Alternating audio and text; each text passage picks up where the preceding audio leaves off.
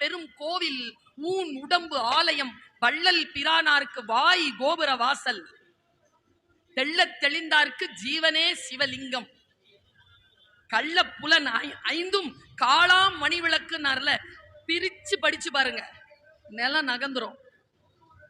கோவில் என்பது உள்ளம், உடம்பு கோவில் கிடையாது. ஆலயம் கோவில் வேறு, ஆலயம் வேறு. மனசு அப்படி வைனா, ஆனா அப்படி இல்ல. உடம்பு ஆலயம் ஆகம விதிகளுக்கு உட்பட்டது. அது ஒரு கட்டடம்.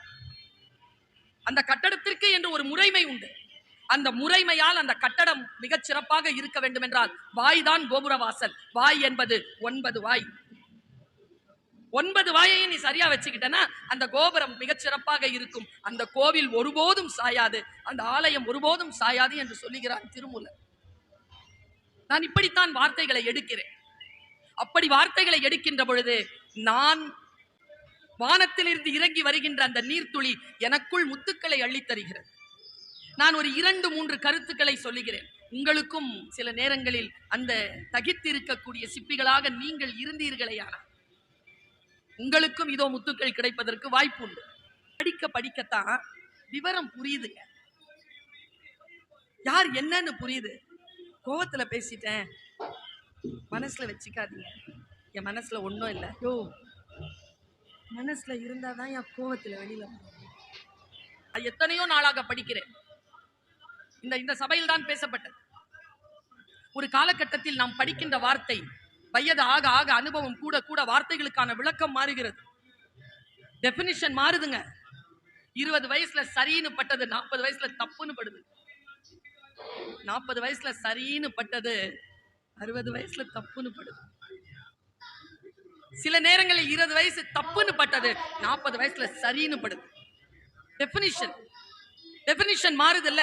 அவன் சொல்றான், சிவி சக்கரவர்த்தி சதை அறுத்து கொடுத்தானே, அது கொடை வீரமா இல்லை படை வீரமான்னு கேக்குறாங்க.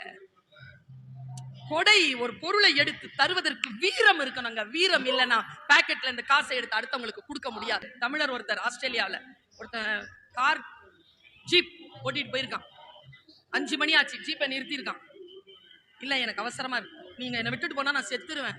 யாரும் என்கிட்ட இல்லை, என்கிட்ட ஜிபிஎஸ் கிடையாது, எங்க நான் போறது தெரியாது, என்னை கொண்டு போய் விடு. எவ்வளவு தூரம் இருக்கு? 5 கிலோமீட்டர்.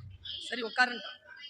வண்டி ஓட்டிட்டு கொண்டு போய் பார்க் பண்ணிட்டு, யார் நீன்னு கேட்டேன். நான் ஒரு ராணுவ வீரன்ட்டு அவனை விட்டுட்டு டிராப் பண்ணிட்டு அவன் அப்படி வண்டியை திருப்பினா பாருங்க. இந்த கையில இந்த ஷால் விழுந்திருக்கு கீழே. இங்க கை கட்டாயி ரத்தம் போய்கிட்டு இருக்கு. அந்த கை மடியில இருக்கு.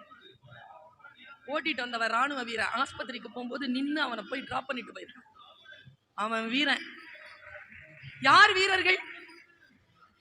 மன திட்பம் கொண்டவர்கள் தான் வீரர்கள். ஒருத்தங்களுக்கு கொடுக்கும் போது எப்படி கொடுக்கணும், அந்த மனம் எப்படி இருக்க வேண்டும், இந்த மனம் இருக்கு இல்லையா, இந்த மனதிற்கு விளக்கம் தருகிறது பெயர் திருக்குறள். நம் அடையாளம் அது. எங்க போனாலும் அவங்ககிட்ட தான் போய் நிக்க வேண்டியதா இருக்கு. எங்க போனாலும் அங்கதான் நிக்க வேண்டியதா இருக்கு. தீனால் சுட்ட புண். அப்புறம் எங்க தெரியுமா நுட்பமா படிக்கணும்? காலம் போக போக நுட்பம் வருதுன்னு பாருங்க. ஆறாது அப்படின்னு சொன்னாலும் பரவாயில்ல. தீனால் சுட்ட புண் உள்ள ஆறும் ஆறாதே. அவன் தான் விடுவேன். அதான் கவிதை.